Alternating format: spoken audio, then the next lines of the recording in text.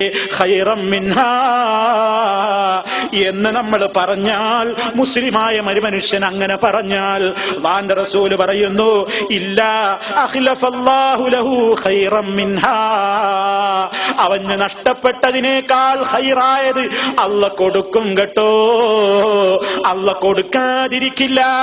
ഉറച്ചു വിശ്വസിച്ചോളണം എന്നാണ് നബി സല്ലല്ലാഹു അലൈഹി വസല്ലം നമുക്ക് പഠിപ്പിച്ചു തന്നത്. ചിന്തിക്കൂ സഹോദരന്മാരെ, അല്ലാഹു അതൊക്കെ മനസ്സറിഞ്ഞുകൊണ്ട് പറയുന്ന ഈമാനുള്ള ആളുകളിൽ നമ്മെ എല്ലാവരെയും ഉൾപ്പെടുത്തുമാറാകട്ടെ. നിങ്ങൾ നോക്കൂ, ഇത് പറഞ്ഞിട്ട് നബി സല്ലല്ലാഹു അലൈഹി വസല്ലം ഈ സംഭവം വിശദീകരിച്ചു കൊടുത്തത് സഹാബത്ത് പഠിച്ചു.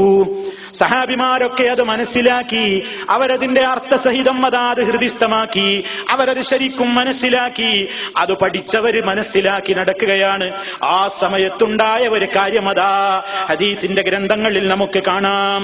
ഫലമ്മാ മാത അബൂ സലമ, ഉമ്മു സലമത്ത് റളിയല്ലാഹു തആല അൻഹാ എന്ന സ്വഹാബ വനിത പറയുകയാണ്, അബൂ സലമത്ത് റളിയല്ലാഹു അൻഹു എന്റെ ഭർത്താവാണ്, ഉമ്മു സലമയുടെ ഭർത്താവാണ് അബൂ സലമ റളിയല്ലാഹു അൻഹു. അബൂ സലമത്ത് മരിച്ചപ്പോൾ ഖുൽതു, ഞാനിങ്ങനെ പറഞ്ഞു, ഖുൽതു, ഞാൻ എന്റെ മനസ്സിൽ ഇങ്ങനെ പറഞ്ഞു. എനിക്ക് പെട്ടെന്ന് ഈ ദുആയാണ് ഓർമ്മ വന്നത്. ഇന്നാ ലില്ലാഹി വ ഇന്നാ ഇലൈഹി റാജിഊൻ. അല്ലാഹുവിന്റെ റസൂൽ പഠിപ്പിച്ച ആ ദുആ, അത് ചൊല്ലിയാൽ നഷ്ടപ്പെട്ടതിനേക്കാൾ ഖൈറ് തരുമെന്ന് അല്ലാഹുവിന്റെ റസൂൽ പറഞ്ഞത് എന്റെ മനസ്സിൽ ഞാൻ ഇങ്ങനെ ഓർത്തപ്പോ എന്റെ മനസ്സിൽ ഇങ്ങനെ തോന്നിപ്പോയി.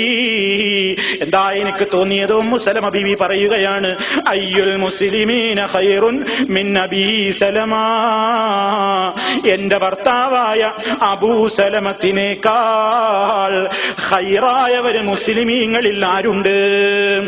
നഷ്ടപ്പെട്ടതിനേക്കാൾ ഖൈറ് കിട്ടുമെന്നാണല്ലോ അല്ലാഹുവിന്റെ റസൂല് പഠിപ്പിച്ചത്. എന്റെ ഭർത്താവായ അബൂ സലമയുടെ വഫാത്തിന്റെ നേരത്ത് ഞാൻ ചിന്തിച്ചു, എനിക്ക് നഷ്ടപ്പെട്ട ഭർത്താവായ അബൂ സലമയേക്കാൾ ഖൈറ് എനിക്കാരെ കിട്ടാനാണ്? കാരണം മഹാനാണല്ലോ.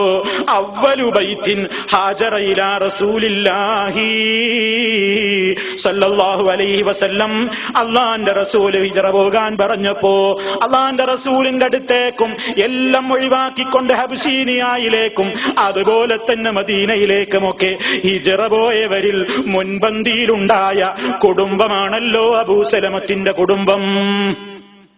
അത്രയും മഹാനായ അബൂ സലമത്തിനേക്കാൾ ഞാൻ ഈ ദുആ പറഞ്ഞിട്ട് എനിക്കാരെ കിട്ടാനാണ് എന്ന് ഞാൻ എന്റെ മനസ്സിൽ ഇങ്ങനെ ചിന്തിച്ചു. എന്നാലും സുമ്മ ഇന്നി ഖുൽതുഹാ, അങ്ങനെയൊക്കെ എന്റെ മനസ്സിൽ തോന്നിയെങ്കിലും അല്ലാഹുവിന്റെ റസൂല് പറഞ്ഞ ദുആയല്ലേ എന്ന നിലക്ക് ഞാൻ ഇങ്ങനെ പറഞ്ഞു. ഈ ദുആ ഞാൻ അല്ലാഹുവിനോട് മനസ്സറിഞ്ഞുകൊണ്ട് പറഞ്ഞപ്പോ അത്ഭുതം സംഭവിച്ചു പോയി. അതെന്തെന്നല്ലേ മഹദി പറയുന്നത് കേട്ടോളൂ. എനിക്കല്ല പകരം തന്നു റസൂലല്ലാഹി സല്ലല്ലാഹു അലൈഹി വസല്ലം. അല്ലാഹുവിന്റെ റസൂലിനെയാണ് അല്ലാഹ് എനിക്ക് പകരം തന്നത്. സുബ്ഹാനല്ലാഹ്. നിങ്ങൾ ആലോചിച്ചു നോക്കൂ, എത്ര വലിയ ഒരു ചരിത്ര സംഭവമാണത്. ആ മഹദി വിശദീകരിക്കുകയാണ്, ഞാൻ എന്റെ മരണ ദുഃഖത്തിൽ എന്റെ പ്രിയതമന്റെ വേർപാടിന്റെ ദുഃഖവുമായി കഴിഞ്ഞുകൊണ്ടിരുന്ന അതിന്റെ നാളുകൾ കുറെ പിന്നിട്ടതിന്റെ ശേഷം കുറെ കാലങ്ങൾക്ക് ശേഷം അല്ലാഹുവിന്റെ റസൂൽ അർസല ഇലയ്യ റസൂലുള്ളാഹി സ്വല്ലല്ലാഹു അലൈഹി വസല്ലം ഹാത്തിബ് ഇബ്നു അബീ ബൽതഅ. ഹാത്തിബ് റളിയല്ലാഹു തആല അൻഹു എന്ന സ്വഹാബിയെ അല്ലാഹുവിന്റെ റസൂലിന്റെ അടുത്തേക്ക് ദൂതനായി പറഞ്ഞേക്കുന്നു. എന്തിനാ പറഞ്ഞയച്ചത്? യഖ്തുബുനി ലഹു, അല്ലാഹുവിന്റെ റസൂലിന് മണവാട്ടിയായി എനിക്ക് സമ്മതമാണോ എന്ന് ചോദിക്കാൻ വേണ്ടിയതാ ഹാത്തിബ് റളിയല്ലാഹു അൻഹുവിനെ അല്ലാഹുവിന്റെ റസൂല് പറഞ്ഞയച്ചിരിക്കുന്നു. ഉമ്മു സലമത്ത് റളിയല്ലാഹു അൻഹാ അതാ അബൂ സലമത്തിന്റെ വഫാത്തിന്റെ ശേഷം അല്ലാഹുവിന്റെ റസൂലിന്റെ മണവാട്ടിയായി, നബി തങ്ങളുടെ ഭാര്യയായി, മുസ്ലിം ലോകത്തിന്റെ മുഴുവനും ഉമ്മയായി, ഉമ്മഹാത്തുൽ മുഅ്മിനീങ്ങളിൽ പെട്ട നിലക്കാണ് ഉമ്മു സലമത്ത് റളിയല്ലാഹു അൻഹാ വഫാത്തായിട്ടുള്ളത്. ഇവിടെ എന്താ നമ്മൾ മനസ്സിലാക്കേണ്ടത്? നമ്മളൊരു പക്ഷേ ചിന്തിക്കും, ഒരു അപകടം വരുമ്പോ ഇതിനേക്കാണൊക്കെ ഹൈറ് കിട്ടണം എന്നാ എന്ത് കിട്ടാനാണ്? അത് നമ്മളല്ല തീരുമാനിക്കുന്നത്, അള്ളയാണ് വലിയവൻ. അതുകൊണ്ട് നമ്മുടെ ബാധ്യത അത് ചിന്തിക്കലല്ല, നമ്മോട് പറഞ്ഞത് ചെയ്യലാണ്, ക്ഷമിക്കലാണ്, സഹിക്കലാണ്.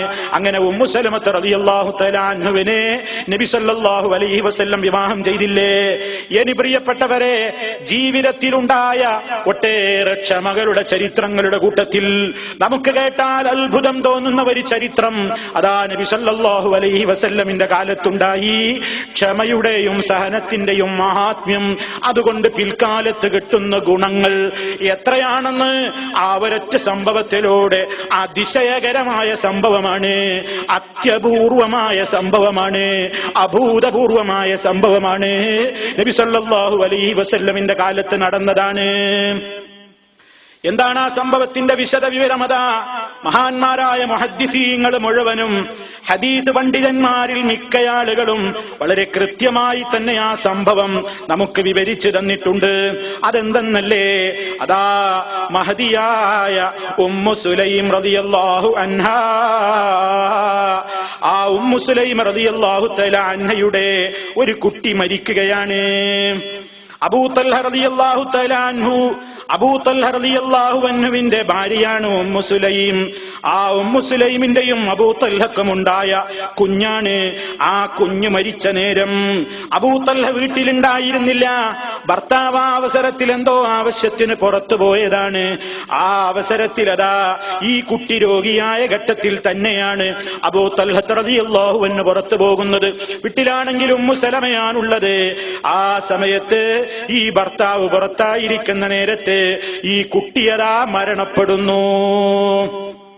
അബൂ തൽഹ റളിയല്ലാഹു അൻഹു പുറത്തു പോകുന്ന അവസരത്തിൽ രോഗിയായി കിടക്കുന്ന കുഞ്ഞ്, ആ കുഞ്ഞിന്റെ മരണവിവരം എന്താണെന്ന് അതാ മൂടിവെക്കുകയാണ് ഉമ്മു സുലൈം റളിയല്ലാഹു അൻഹാ. അബൂ തൽഹ റളിയല്ലാഹു അൻഹ ആവശ്യം കഴിഞ്ഞ് മടങ്ങി വരുന്നു. മടങ്ങി വരുന്നതിന്റെ ഇടയ്ക്ക് തന്നെ ഉമ്മു സുലൈം ഈ മരണവാർത്ത അറിഞ്ഞ കുടുംബത്തിലെ മറ്റാളുകളോട് പറഞ്ഞു, അബൂ തൽഹയുടെ മരണവിവരം നിങ്ങളാരും പറയണ്ട, അത് ഞാൻ പറഞ്ഞോളും. നിങ്ങളാരും പറയുന്നതിന്റെ നിങ്ങളൊന്നും പറയരുത്, ഞാൻ ഏറ്റെടുത്തോളാം അക്കാര്യമെന്ന് ഉമ്മു സുലൈം റളിയല്ലാഹു തആല അൻഹ പറയുന്നു. അങ്ങനെ അബൂ തൽഹ റളിയല്ലാഹു അൻഹു കയറി വന്നപ്പോ മുസ്ലൈമാകുന്ന ഭാര്യയോട് ചോദിച്ചു, എന്താണ് നമ്മുടെ കുട്ടിയുടെ വിവരം, എന്താണ് നമ്മുടെ കുട്ടിയുടെ വിശേഷം, ഇപ്പോൾ എങ്ങനെ ഇരിക്കുന്നു? ഉമ്മു സുലൈം റളിയല്ലാഹു അൻഹ പറയുന്നു, ഹുവ അസ്കനു മാ കാൻ, മുമ്പുണ്ടായിരുന്നതിനേക്കാൾ അവൻ വളരെ ശാന്തനാണ്, അവൻ വളരെ അടങ്ങി ഒതുങ്ങി കിടപ്പിലാണ്. അത്രയേ മഹദി പറഞ്ഞുള്ളൂ, മരിച്ചു എന്ന് പറഞ്ഞില്ല. ആ പ്രയോഗം മാത്രമേ നടത്തിയുള്ളൂ. മാത്രമല്ല അബൂ തൽഹ റളിയല്ലാഹു അൻഹു, നോക്കൂ നിങ്ങൾ, ഭർത്താവിന്റെ മനസ്സിന് പെട്ടെന്നൊരു ഷോക്ക് ഉണ്ടാകരുത്, ഒരു വിഷമമുണ്ടാകരുത്. ആ സഹോദരി ഏറെ മനസ്സിൽ മൂടിവെക്കുകയാണ്.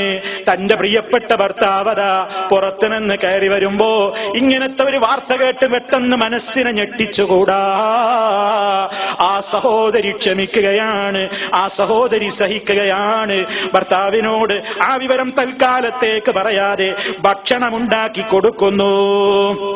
ഭക്ഷണമുണ്ടാക്കി കൊടുത്തു എന്ന് മാത്രമല്ല, അന്ന് ഞാൻ എന്ത് ചെയ്തു? എന്റെ ഭർത്താവിന് വേണ്ടി ഞാൻ അണിഞ്ഞൊരുങ്ങുക തന്നെ ചെയ്തു. എന്റെ ഭർത്താവിന്റെ മനസ്സിനെ പ്രീതിപ്പെടുത്താനും എന്റെ ഭർത്താവിന്റെ മനസ്സിന് സന്തോഷം വരാനും എന്ന നിലക്ക് ഞാനതാ അന്ന് എന്റെ ഭർത്താവുമായി രാത്രിയിൽ ഭക്ഷണത്തിന്റെ ശേഷം ഒരൽപ്പം കഴിഞ്ഞ് അതാ ഞങ്ങൾ സഹശയനം നടത്തുക പോലും ചെയ്തു, ശാരീരികമായി സമ്പർക്കത്തിൽ ഏർപ്പെടുക പോലും ചെയ്തു. അങ്ങനെ കുറച്ച് കഴിഞ്ഞതിന്റെ ശേഷം അതാ പിന്നീട് അബൂ തൽഹ റളിയല്ലാഹു അൻഹുവിനോട് ഈ ഉമ്മു സുലൈം റളിയല്ലാഹു തആല അൻഹ സമീപിച്ചുകൊണ്ട് ചോദിക്കുകയാണ്. എന്താണ് ചോദിക്കുന്നത്? വളരെ തന്ത്രപരമായിട്ടൊരു ചോദ്യം ചോദിക്കുകയാണ്. എന്താണ് അവരോട് ചോദിച്ചതെന്നോ? ഓ പ്രിയപ്പെട്ടവരെ, നിങ്ങളുടെ അഭിപ്രായം എന്താണ്? ലൗ അന്ന ഖൗമൻ ആറു ആരിയതഹും അഹ്ല ബൈത്തിൻ ഫതലബു ആരിയതഹും അലഹും മൻ യംനഉഹും. ഓ പ്രിയപ്പെട്ടവനെ, നിങ്ങളോട് ഞാനൊരു കാര്യം ചോദിക്കട്ടെ. ഏതെങ്കിലും ഒരാളുകളതാ അവരുടെ ഒരു സൂക്ഷിപ്പ് വസ്തു, അവരുടെ ഒരു വായ്പ തരുന്ന ഒരു സാധനം ഒരു വീട്ടുകാരെ ഏൽപ്പിച്ചു പോയിട്ടുണ്ടെങ്കിൽ തിരികെ വരുമ്പോ ആ കുടുംബത്തോട് ഏൽപ്പിക്കപ്പെട്ട വായ്പാ വസ്തു അതല്ലെങ്കിൽ സൂക്ഷിക്കാൻ ഏൽപ്പിച്ച അമാനത്ത് വസ്തു തിരികെ ചോദിച്ചാൽ അലഹും മന്യം നഴവും, ഈ സൂക്ഷിച്ചു വെച്ച വീട്ടുകാർക്ക് ഞാനത് തരില്ല, ഞാനത് വിട്ടു തരില്ല എന്ന് പറഞ്ഞ്